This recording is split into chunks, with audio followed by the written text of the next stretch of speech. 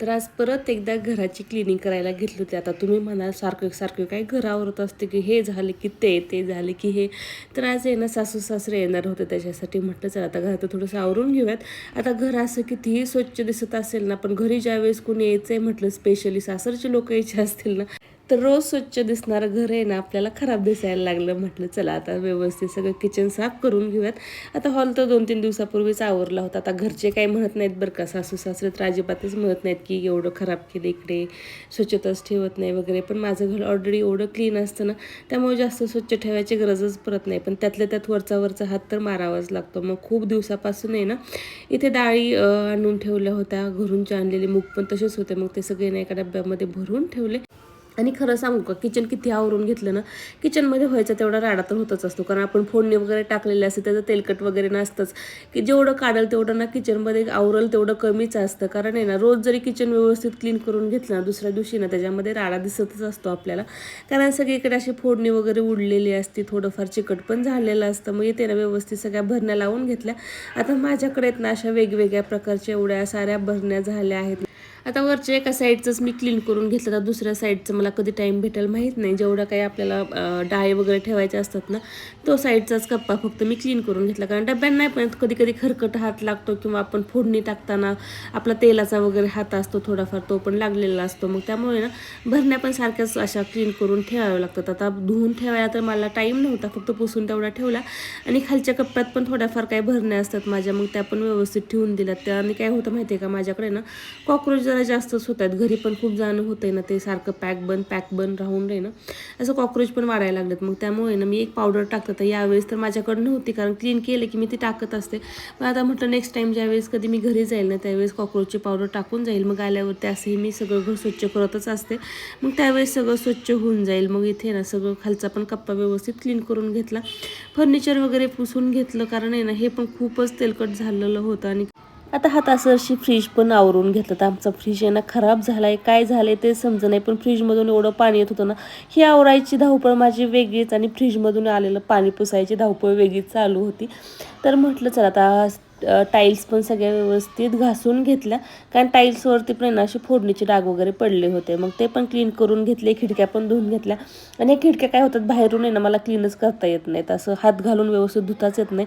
मग आतल्या साईडने जेवढं काही क्लीन करता येईल ना खिडक्या, तेवढ्याच मी करत असते. कारण आहे ना खाली पण लोक राहतात, त्यांच्या खिडकींमधून खाली किचनमध्ये पाणी जायची पण भीती वाटत असते. त्यामुळे ना मी ही रिस्क घेतच नाही. जे काय आतल्या आत क्लीन करता येईल ना किचन, तेवढंच करून घेत असते. आणि ना 2-3 तास लागले मला किचन क्लीन करायला. आता एवढं सगळं किचन स्वच्छ दिसून पण जर राडा निघत असेल कुठंतरी, काय करायचं. माझे सासू सासरे येणार आहेत, सकाळपासून आहे ना मी तेच आवरण्याच्या नादी लागले होते.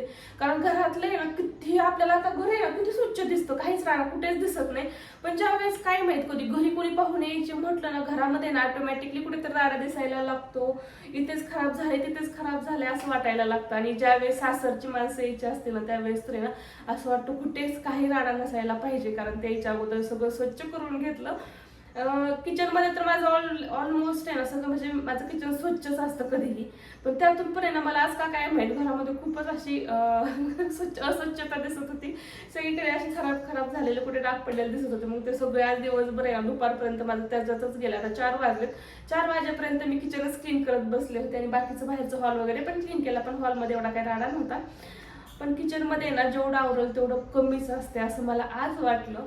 कारण आहे ना माझं किचन आठवड्यातून एकदा, म्हणजे 15 दिवसातून एकदा तर मी ना किचन आवरतच असते. पण त्यातून पण आहे ना ज्यावेळेस आपण आवरायला घेतो, खरंच एवढा राडा दिसतो ना किचनमध्ये.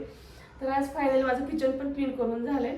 आणि आता सासू सासरे पण आलेत बसनी, हे आणायलाच गेलेत. म्हटलं तोपर्यंत ना हा आता किती दिवस झाला हा शॉपिंगचा व्हिडिओ मी तुम्हाला दाखवला, म्हणजे शॉपिंग काय केली आहे ती दाखवली पण नव्हती. म्हटलं आज तुमच्यासोबत आहे ना ती शेअर करायला. तर एवढी सारी शॉपिंग आम्ही केली आहे. आता सासू सासरे येणार आहेत, आता त्यांच्या स्वयंपाकाची पण मला तयारी करायची आहे.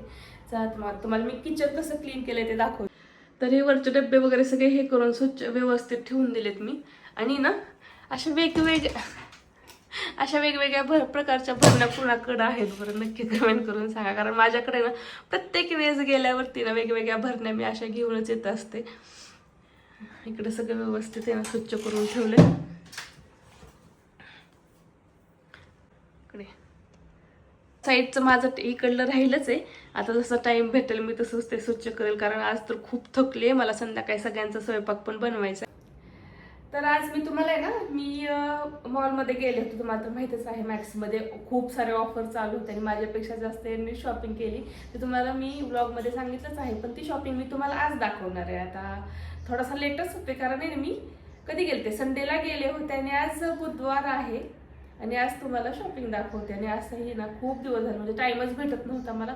एक झाले की एक काहीतरी काम चालूच होतं, इकडे जा तिकडे जा चालूच होतं.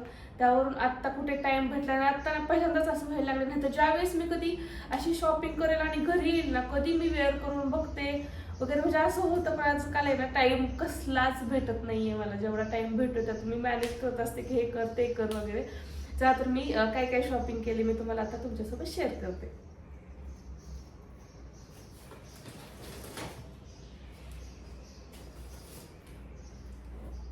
तर सगळ्यात पहिल्यांदा ही माझी शॉपिंग. तर हा टी शर्ट आहे ना, मला मॅक्समध्ये ऑफरमध्ये भेटला. तर 399चा टी शर्ट मला 199ला भेटला. आणि याची क्वालिटी पण एवढी भारी अशी आहे ना. यामध्ये कलर खूप सारे होते, ब्लॅक वगैरे, ब्लॅक पण होता, पण माझ्याकडे ब्लॅक एवढं झालंय ना, नको म्हटलं. तर हा स्किन कलर आहे ना, मला छान वाटला. ऑफ व्हाईट आहे असा, पण मस्त वाटतं. आणि 200 रुपयामध्ये काय येतो आजकाल, एवढा भारी टी शर्ट मला भेटलाय. त्याला मस्त अशी कॉलर पण आहे. आता वन पीस, आता घरात तर माझ्याकडे एवढे सारे वन पीस आहे ना, तरी पण आहे ना, छान असा वन पीस आहे ना मला. आता हा कितीला बसलाय, फक्त आणि फक्त 550 रुपयामध्ये मला हा वन पीस भेटला. 1199 रुपयाचा होता. आणि याचा कलर आहे ना, असा मेहंदी कलर आहे आणि खूपच छान वाटते. कापड तर एवढं भारी आहे ना याचं. तेवढं 2च घेतलं होतं, पण परत बिल करायला गेल्यावरती हे लाईनला थांबले होते आणि जाता जाता आहे ना, मला हा एक वन पीस दिसला. म्हणजे खूपच छान वाटला मला, असा एकदम सोबर आणि सिंपल. आता ह्याच्यावरती ना स्लीवलेस आवडत असेल तर आपण स्लीवलेस घालू शकतो, किंवा ह्याच्यावरती ना ब्ल्यू कलरचं डेनिमचं जॅकेट घातलं ना, आणखीनच त्याला आहे ना व्यवस्थित असा लुक येऊन जाईल ह्या वन पीसला. आता माझी तर आज एवढी शॉपिंग होती. आता आमच्या याची शॉपिंग तुम्हाला दाखवते. हा पण शर्ट आहे ना, 500 ते 600 रुपयाच्या रेंजमध्ये यांना भेटलाय. त्याची पण क्वालिटी छान आहे, मस्त आहे. असं म्हणजे कॉटन किंग मध्ये वगैरे घेतल्यासारखं वाटतंय हे. आणि हे 2 टी शर्ट हे ना, दोन्ही पण सेमच आहेत, फक्त कलर चेंज आहे. याचे एकाचा ब्ल्यू आहे आणि एकाचा असा पर्पल मध्ये आहे. पण हा ना 400 रुपयाला भेटलाय 399 मध्ये. आणि ना खरंच ह्याची क्वालिटी पण खूपच भारी भेटली आहे. आणि हे 2 शर्ट आहेत ना, आणि हे 2 पॅन्ट, त्याच्यावरती पण खूप मस्त अशी ऑफर होती. म्हणजे 2 काही बाय करा तुम्ही टी शर्ट किंवा पॅन्ट, त्याच्यावरती 2 तुम्हाला काहीतरी शर्ट किंवा पॅन्ट फ्री होतं. तर अशी ऑफर होती. मग त्याच्यामध्ये पण एकदम मस्त असं कापड पण छान आहे याचं. हा एक शर्ट आहे आणि हा पूर्ण व्हाईटमध्ये. आता आमच्या यांना व्हाईट खूपच आवडतं. ऑलरेडी 3-4 शर्ट आहेत व्हाईटचे, पण त्यांना घ्यायचाच होता हा. आणि ह्या कॉटनमध्ये अशा पॅन्ट आहेत, मस्त आहेत, म्हणजे फ्री घेतल्या होत्या.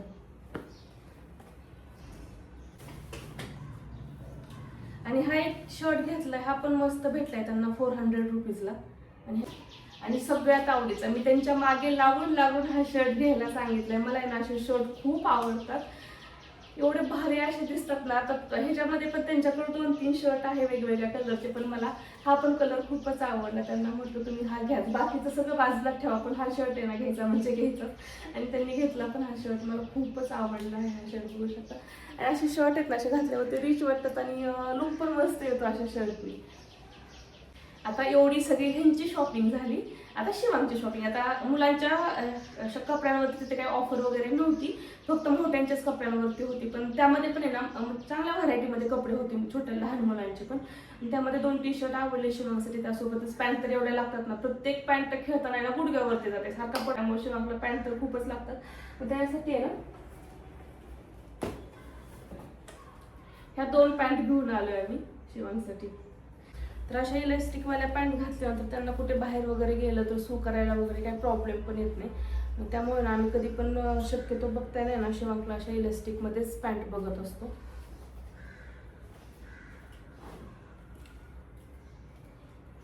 आणि हे 2 टी शर्ट, हे कितीला बसले 299 ला एक बसलाय. दोन्ही टी शर्ट 299 ला बसलेत आणि ह्याचे पण आहे ना एकदम मस्त अशी हे बघा प्रिंट पण छान आहे आणि क्वालिटी पण खूपच मस्त आहे याची. एवढी सगळी शॉपिंग आम्ही एकाच दिवशी केली आणि एवढं मोठं बिल पण फाडून आलो होतं त्याच्यावरती. कारण खरंच तुम्हाला सांगायचं तर याला शॉपिंग करायचा आमचा काही इरादा नव्हता. आम्ही फक्त टीव्हीचा आमचा रिमोट खराब झालाय. इथे बऱ्याच ठिकाणी पाहिला पण तो काही भेटला नाही. मग हे म्हटले की आपण मॉलमध्ये जाऊन बघूयात. तर ऑनलाईन भेटतोय पण ऑनलाईन खराब येतोय का चांगला येतोय काही माहित नाही. म्हटलं आपलं मॉलमध्ये जाऊन बघूयात भेटतोय का. म्हटलं चला असं आम्ही घरीच बसलेलो होतो, संडेचा दिवस होता. मग गेलो तर कुठेच रिमोट भेटला नाही. क्रोमामध्ये पाहिला, रिलायन्समध्ये पाहिला आणि ह्याचा MIचे पण शोरूम होतं तिथे, पण मला वाटतं ते थोड्या दिवसासाठी काहीतरी बंद आहे. त्यामध्ये पण कुठेच म्हणजे इथे कुठेच भेटला नाही.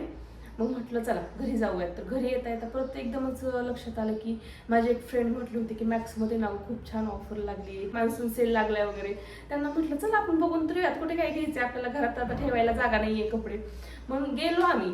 पण गेल्यावरती ती ऑफर बघून आहे ना एवढी मस्त अशी ऑफर होती ना, त्यामुळे ना तेवढी सगळी घेऊन आलो.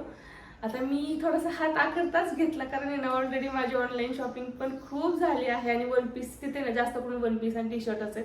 आता वन पीस माझ्याकडे खूप आहेत आणि आता घातले पण जात नाही. कुठे बाहेर वगैरे जाणार असेल फिरायला तरच वन पीसचा जास्त यूज होतो. पण त्यामध्ये पण मला हे दोन आवडले म्हणून मी ते घेतले. आणि टी शर्टमध्ये पण आहे ना हा जरा वेगळा कलर वाटला, माझ्याकडे तसा कलर नव्हता त्यामुळे मी तो घेऊन टाकला. पण यांच्यासाठी ना ऑफिसला कुठे बाहेर जायचं वगैरे म्हटलं त्यांना पण खूप सारे कपडे लागतात. म्हटलं घ्या तुम्हाला, ते पण घेतले. आणि शिवांगसाठी आता आम्हाला घेतले म्हटलं शिवांग तर घेतलंच पाहिजे, तो कसा शांत बसेल ना. मग शिवांगसाठी पण असे काही कपडे घेऊन आलो. चला तर मग कशी वाटली शॉपिंग नक्की कमेंट करून सांग. कपड्यांच्या ना घड्या घालून ठेवायचा आता एक काम वाढून बसले. आता याच्या कपड्यांच्या ह्या पण कपड्यांच्या व्यवस्थित घड्या घालून ठेवते. आता घरातलं सगळं आवरेपर्यंत आबा काकू आले पण होता. यायला त्यांना जरा टाईमच झाला होता कारण 12 वाजता निघाले होते, 4 वाजले होते येताना. खूप पाऊस पण लागला. म्हटलं चला आता आल्या त्यांना चहा पाणी वगैरे करून घेऊयात. तर आबांना आहे ना आमच्या कॉफी लागते आणि आमच्या यांना पण कॉफी लागते ना. आमच्या दोघी सासू सुनांना लागतो चहा. आता मला कॉफी पण चालते पण आहे ना कॉफीच्या ऐवजी मला चहाच जास्त आवडतो. मग इकडे त्यांच्यासाठी ना कॉफी आणि चहा दोन्ही करायला ठेवलं. आता मला पण दिवसभर एवढा सारा कंटाळा आला होता पण स्वयंपाक पण करायचा बाकी होता. मग यांच्या